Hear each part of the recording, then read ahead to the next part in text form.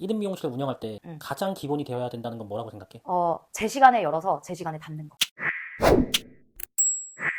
나는 여기에 느티나무 같은 존재라고 생각을 했어. 이 미용실이 이 동네의 터줏대감처럼 나는 여기 항상 있어요. 고객님 항상 오세요. 한가하다가 문 닫고 들어가고, 나 오늘 힘드니까 문 닫고 들어가고, 뭐 스케줄이 없으니까 문 안 열고, 이게 아니라 항상 같은 자리에서 꾸준하게 문을 열었기 때문에 그 동네에 있으신 분들도 내가 느티나무 같은 그런 미용실이라고 생각을 해서 지나가다도 그냥 한 번씩 들려주시고, 그런 것들이 나한테는 되게 도움이 많이 됐거든. 왜냐면 나는 타지에서 미용사잖아. 그러니까 손님이 한 명도 없잖아. 그래서 무조건 제 시간에 열어서 제 시간에 닫고 항상 그 자리에 있다, 꾸준히 운영을 하고 있다라는 걸 좀 보여줬던 것 같아. 성실함이야, 내가 봤을 때. 오늘의 주제는 1인 미용실을 6년 동안 운영해본 원장님으로서 1인 미용실 정말 가능한 이야기일까? 첫 번째 질문이야.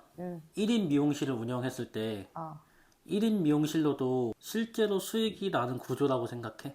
내가 봤을 때는 1인 미용실을 1년 해보면 알 것 같은데 수익이 나오는 구조지. 이게 내 몸을 갈아야만 수익이 나오는 구조야. 내 노동의 값이 커야. 근데 그게 어느 순간 이제 지칠 때가, 처음엔 좋아. 1인 샵 사람들이랑 안 부딪히고, 나 혼자 있으니까 너무 좋고, 뭐 손님 없을 때는 문 닫기도 하고, 그렇게 운영하다가 수익이 점점 줄어드는 구조로 가든지, 아니면 그 페이스를 오랫동안 유지해야 수익이 나오는 구조인 거지. 그러면 현실적으로 1인 미용실의 월 매출은 얼마까지라 생각해? 내가 생각하는 거는 뭐 이게 동네마다 또 객단가가 틀리고, 그냥 진짜 사부작 한다 하면 600에서 700. 조금 열심히 한다 그럼 800에서 1000. 물론 객단가 뭐 정액권 끊는 데에 따라 틀린데, 뭐 여러 가지를 조금 배제하고 봤을 때는 한 평균 7, 800 정도 나올 수 있지 않을까, 인턴 없이. 그러면 혹시 1인 미용실로 그 매출보다도 더 나올 수도 있다고 생각해? 혹시라도 뭐 어떠한 시그니처를 가지면 난 될 수 있다고 생각을 하거든.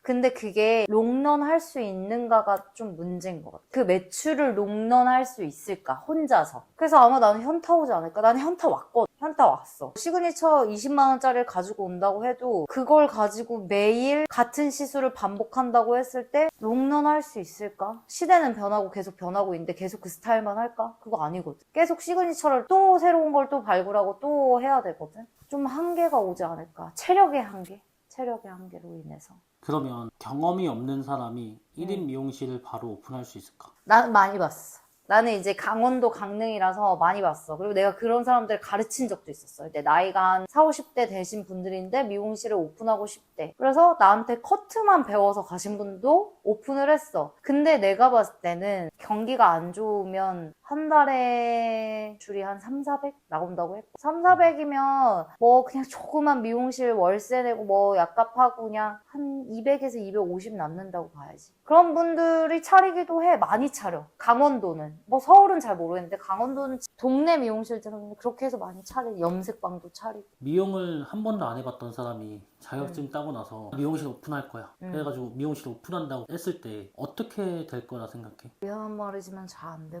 왜 그러냐면 스타일이 다양하지 않기 때문에 매출의 한계가 벌써 있고, 자기가 못하기 때문에 자꾸 싸게 해주고, 그러니까 시간 대비 가격을 못 받기 때문에 내 몸은 점점 지쳐가고 정정당당하게 금액을 요구하지도 못해요.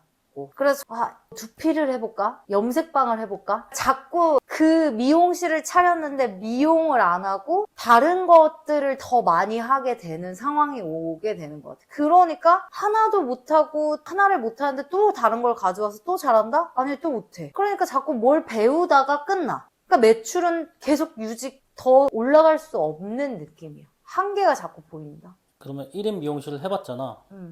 1인 미용실로 안정적인 매출을 만들기까지 보통 얼마의 시간이 필요할 것 같아? 그거는 기술의 차이야. 나는 우선은 인턴 생활을 5년을 했었고, 그리고 디자이너로서도 뭐 한 2, 3년을 더 했으니까 8년의 시간을 들이고 1인 샵을 차렸을 거 아니야. 사실 나는 한 6개월도 안 걸렸던 것 같아. 근데 만약에 기술이 없고 자신감이 없는 상태에서 하면 한 1년 넘게 걸리지 않을까 싶어. 그럼 1인 미용실을 운영해보면서 초반에 가장 힘들었던 점이 뭐였어? 도와주는 사람이 없으니까 시간 계산을 잘해야 돼. 예약 관리를 우선 잘해야 돼. 욕심을 내가지고 조금 더 손님을 받잖아? 근데 그 밀릴 때가 있어. 그러면 등에서 땀이 쫙 나거든? 근데 아무도 도와줄 사람이 없어. 그럴 때 제일 힘들지. 1인 미용실과 대형 미용실을 둘 다 겪어봤잖아. 1인 미용실과 대형 미용실의 가장 큰 차이점이 뭐라 생각해? 우선은 1인 미용실이니까 자기만 잘하면 돼. 근데 대형 평수의 미용실을 이제 차려서 직원이 뭐 한 10명, 12명 이렇게 가잖아? 그럼 자기가 잘한다고 되는 게 아니야. 그 모두가 잘할 수 있게 그 모두의 능력을 끌어내는 능력이 있어야 돼. 원장이어서 머리만 잘하는 게 아니라 그 사람들의 능력을 끌어내는 걸 잘해야 돼. 그러니까 능력의 차이야. 1인 샵은 자기만 잘하면 되는 능력이 있어야 되고 사람들이 많은 대형 평수의 미용실은 그 디자이너들 혹은 인턴들의 능력을 끌 수 있는 능력이 있어야 돼. 그래서 능력의 차이가 확실히 달라. 그러면 손님들이 느낄 때 1인 미용실의 장점과 그리고 대형 미용실의 장점 한 가지씩만 얘기해보면 뭐가 있을까? 1인 샵은 한 디자이너한테 모든 것들을 다 받을 수 있다. 인턴에 손길이 없어도 다 그 디자이너 오롯이 책임진다. 그리고 대형 평수의 미용실은 가족들이 와도 기다리지 않고 동시 진행이 가능하고 그리고 디자이너 선생님들이 많기 때문에 진행이 좀 빨리빨리 되는 편이라고 생각을 해. 그런 것들이 좀 좋지. 그러면 1인 미용실을 6년 동안 운영해봤잖아. 1인 미용실 운영할 때 단가를 어떻게 설정했어? 나는 좀 아무 생각 없이 했어. 내가 그 전 샵에서 서울에서 받았던 그 가격 정도를 측정했는데 강릉에서도 완전 동네에다 차리다 보니까 동네 사람들한테 욕을 좀 많이 먹었지. 그래서 가격 수정을 다시 했지. 동네 사람들의 의견을 좀 반영해서 다시 절충을 해서 그 중간 사이의 금액으로 다시 했지. 원래는 막 이렇게 좀 사전조사도 해야 되는데 사전조사가 안 되는 게 우선 커트가 9,900원, 뭐 10,000원, 12,000원 15,000원 막 이러니까 나는 그 단가에 받을 생각이 없었어. 그래서 내가 25,000원을 받았는데 동네에서는 말도 안 되는 가격이잖아. 그래서 그 사이를 절충해서 받았어. 다시 가격을 낮춰서. 그러면 혹시라도 1인 미용실을 지금 창업하려는 사람한테 어떻게 단가를 설정해야지 미용실을 잘 운영할 수가 있을까에 대한 노하우 같은 게 있어? 1인 샵의 단가 설정은 내가 만약에 기술이 조금 그냥 중간 정도라고 생각을 해. 자기 기술에 자신감이 없어. 그러면 주변 상권 걸어서 한 30분 내지 그 상권 안에 1인 샵들의 가격을 비교해 보면서 그 가격에 절충되는 가격을 할 것 같고 내가 만약에 내 기술에 자부심이 너무 많아. 그리고 내가 인스타도 할 수 있고 유튜브도 할 수 있어. 난 그러면 자기 가격은 자기가 알아서 받을 수 있다고 생각해. 그 가격은 기술의 차이에 따라 가격을 받는 거지 1인 샵이어서 가격을 무조건 싸게 받아야 된다. 가격을 무조건 비싸게 받아야 된다. 그거는 아닌 것 같아. 그럼 미용실을 운영하면서 실제로 손님들이 오게 만드는 마케팅 방법에 대해서 어떤 것들이 있다고 생각해? 요즘은 뭐 너무 많아, 너무 많고 난 그때 인스타 했어. 1인 샵인데 인스타 DM도 많이 오고 했거든. 그래서 인스타도 하는 게 좋을 것 같고 뭐 요즘 많잖아 진짜. 인스타 블로그, 유튜브, 뭐 강릉맘 정말 많은데 근데 맘카페는 1인 샵은 하면 안 될 것 같고 내가 봤을 때는 인스타랑 유튜브를 해야 될 것 같아. 블로그도 좋고 마케팅이라는 거는 내가 이 마케팅을 했다고 해서 그 사람이 똑같은 마케팅을 한다고 해서 잘 되는 게 아니라고 생각해. 40대, 50대 엄마들 머리를 잘해. 그러면 엄마들은 인스타보다 유튜브를 더 많이 보시거든. 예전에 일했던 그 원장님도 40, 50대, 60대, 70대까지도 아줌마 머리 전문으로 하시는데 그럼 유튜브 하시거든. 유튜브 보고 손님 진짜 꽉꽉 차신대. 그래서 내가 잘하는 머리의 연령대가 10대, 20대야. 그럼 사실 인스타를 더 많이 할 수도 있고 틱톡을 많이 할 수도 있잖아. 그러면 틱톡이나 뭐 그런 쪽으로 더 많이 하는 게 좋을 것 같고 근데 내가 봤을 때는 영상 하나 찍어서 틱톡, 인스타, 유튜브를 다 올리는 게 더 낫지 않나. 블로그도 물론 좋지만 영상미가 있는 게 더 효과가 있지 않을까 싶어. 1인 미용실을 6년 동안 운영을 했잖아. 1인 미용실을 운영할 때 가장 기본이 되어야 된다는 건 뭐라고 생각해? 제 시간에 열어서 제 시간에 닫는 거. 만약에 이제 처음에 오픈을 했어. 근데 고객이 많이 없어. 그러면 이 시간에 열어서 이 시간에 닫는다라는 거를 계속 보여주다 보면 고객들이 동네에서 이렇게 가다가 그냥 들어오시는 분들도 있거든. 그런 고객님들한테도 고객을 받고 그러면서 고객이 점차 생기면서 소개 고객이 많이 늘어나거든. 그러니까 내가 어떤 느낌으로 일했냐면 나는 여기에 느티나무 같은 존재라고 생각을 했어. 이 미용실이 이 동네의 터줏대감처럼 나는 여기 항상 있어요. 고객님 항상 오세요. 항상 이 느낌이었어. 한가하다고 문 닫고 들어가고 나 오늘 힘드니까 문 닫고 들어가고 뭐 스케줄이 없으니까 문 안 열고 이게 아니라 항상 같은 자리에서 꾸준하게 문을 열었기 때문에 그 동네에 있으신 분들도 내가 느티나무 같은 그런 미용실이라고 생각을 해서 지나가다도 그냥 한 번씩 들려주시고 그런 것들이 나한테는 되게 도움이 많이 됐거든. 왜냐면 나는 타지에서 온 미용사잖아. 그러니까 손님이 한 명도 없잖아. 소개 손님도 처음에 없잖아. 그렇다고 내가 처음부터 인스타를 한다고 고객이 막 들어오는 게 아니잖아. 그래서 무조건 제 시간에 열어서 제 시간에 닫고 항상 그 자리에 있다. 꾸준히 운영을 하고 있다라는 걸 좀 보여줬던 것 같아. 성실함이야, 내가 봤을 때. 내가 손님이 없을 때는 꾸준함과 성실함이 필요한데 고객이 많으면 솔직히 예약만 하고 가도 나는 어느 정도 많은. 그러면 미용을 하면서 미용사는 모든 시술을 다 잘해야 미용사로서 성공할 수 있을까?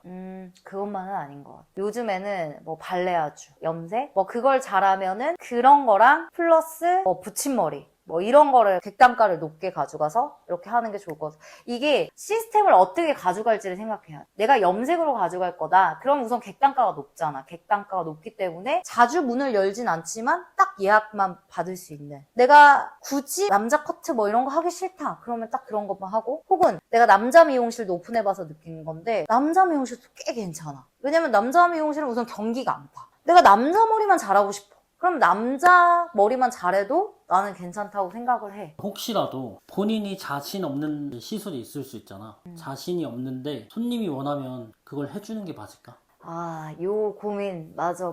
나도 그런 고민을 할 때가 있어. 뭐 요즘에 이지펌이니 뭐 그러는데 근데 요즘은 진짜 좋은 게 뭐냐면 인스타로 그걸 어떻게 시술하는지 다 알려줘. 내가 진짜 그거에 자신이 없잖아? 그러면 나는 솔직히 저는 죄송한데 이 펌은 제가 한 번도 해본 적이 없어서 이 펌은 해드리기가 조금 힘들 것 같다라고 많이 얘기를 해. 그냥 제가 이 머리는 못한다고 말씀을 드리는 것 같아. 공부하고 해줬어. 그때 예전에 스핀스왈로 펌이라고 그게 처음에 나오는데 내 단골 고객님인데 저 이런 펌 하고 싶어요 라고 이제 얘기를 한 거야. 그런데 그게 스핀스왈로 펌이야. 근데 난 그 펌을 한 번도 해본 적이 없거든? 그래서 그 펌을 블로그, 유튜브, 인스타에 찾아봤는데 유튜브에 나와 있는 거야. 그 펌 많은 방법을. 그래서 그거를 보고 해드렸어. 공부를 많이 했거든? 지금 오늘 당장 해달라고 하면 아 고객님 다음번에 오셔서 하시는 게 어떻겠냐 이렇게 조금 좋게 얘기를 한 다음에 요번에는 그냥 돌려보내고 그 기간 안으로 공부를 해서 다음번에 시술을 해드렸던 거. 그래서 그때 배운 기술을 아직도 써먹어. 그러면 그렇게 이제 기술들을 늘려가잖아. 근데 1인 미용실은 모든 걸 다 잘할 순 없잖아. 그렇지. 1인 미용실의 그럼 주력 메뉴는 몇 개 정도가 괜찮다고 생각해? 1인 미용실의 주력 메뉴. 이건 디자이너들마다 너무 달라가지고. 그 가지수는 필요 없어. 그냥 염색을 잘하면 염색만 하면 되고, 염색보다 뭐, 붙임머리를 같이 하고 싶다. 돈을 좀 더 벌고 싶다. 그러면 한두 가지를 더 가져가면 되는 거고, 나는 히피 펌만 할 거다. 그럼 히피 펌만 가져가면 되고, 고객 이것저것 다 해봐야 돼. 거기에서 내가 잘하는 것들을 찾아서 그런 고객만 오게 만들면 돼. 1인 샵도 해보고 대형 샵도 해봤잖아. 망하는 미용실들이 공통적으로 하는 실수는 뭐라고 생각해? 1인 샵은 너무 기술이 없는데 차리면 망하고 근데 거기다 서비스도 없으면 더 망하고 그러니까 이게 상권 이런 거 중요하지 않아. 기술과 서비스만 있으면 1인 샵은 잘 될 수밖에 없어. 나는 그렇게 생각해. 근데 기술이 없는데 단순히 차려보고 싶어서 차렸다? 그러면 망하는 거야. 그러면. 근데 기술도 있고 서비스도 있는데 망한다? 그건 나 한 번도 본 적 없는 것 같아. 성실함이 있어야 돼. 기술도 있는데 서비스도 있는데 그 원장님 예약이 안 돼. 맨날 어디 놀러 가고 바빠. 1인 샵은 항상 그렇거든. 뭐 좀 예약하려면 그 시간에 안 돼. 뭐 안 된대. 근데 안 되는 게 너무 많아. 그러니까 좀 꾸준히 성실히 오랜 시간 동안 일을 하는 게 안 망하는 지름길이지. 그러면 잘 나가는 1인 미용실들의 공통적인 특징은 뭘까? 성실하고 서비스 마인드 있으시고 친절하고 그리고 기술 좋고 그러면 아예 안 망하지. 완전 잘 되지. 완전. 근데 잘 돼도 한계는 있어. 매출이. 왜냐면 체력적으로 노동이 다 들어가니까 힘들잖아. 오늘 인터뷰는 여기까지야. 아 그래? 대형 평수에 잘 되는 점 뭐 이런 건 얘기 안 해? 그러니까 1인 샵 차렸을 땐 이런 것들이 고민이었고 이런 걸 생각하면 1인 샵은 망하지 않을 수 있다. 나는 그런 걸 알려주기 위함이었지. 대형 평수는 사실 아직 미용을 처음 시작하는 사람들한테 얘기하기에는 너무 먼 얘기잖아. 아 그렇지 맞아. 대형 평수 있잖아 아무나 차리는 게 아니야. 직원을 둔다는 건 정말 아무나 차리는 게 아니야. 내가 혼자 잘한다고 되는 게 아니기 때문에 내가 나 혼자 잘 먹고 잘 살겠다 하면 절대 망하는 지름길이야. 절대 차리면 안 돼. 진짜. 오늘은 인터뷰를 여기까지 하겠습니다. 아니야, 여기 그거 해줘야 돼. 구독, 좋아요, 아, 알람 설정에다 놔야지. 뭐 어떻게 하던데 막 구독, 좋아요, 알람 설정까지 해주세요. 아, 쉽지 않다. 쉽지 않아.